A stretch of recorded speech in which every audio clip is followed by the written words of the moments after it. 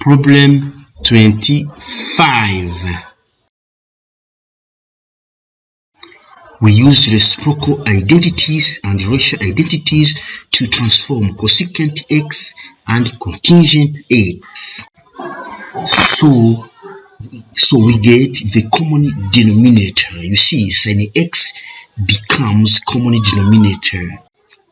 Now use power reduction formula to transform 1 minus cosine x and double angle identity to transform sin x.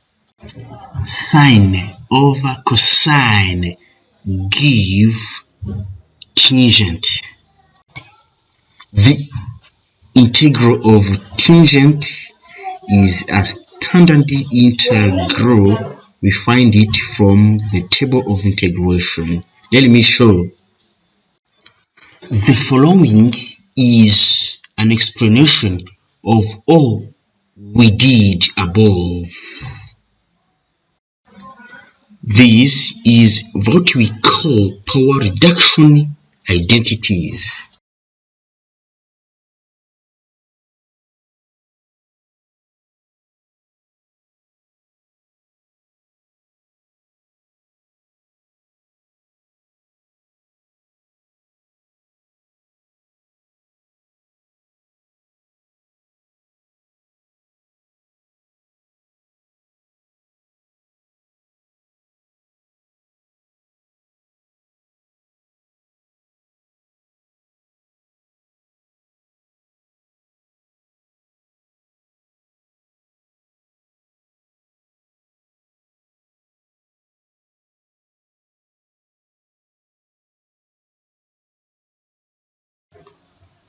I show you from the table how integral of tangent is a standard integral.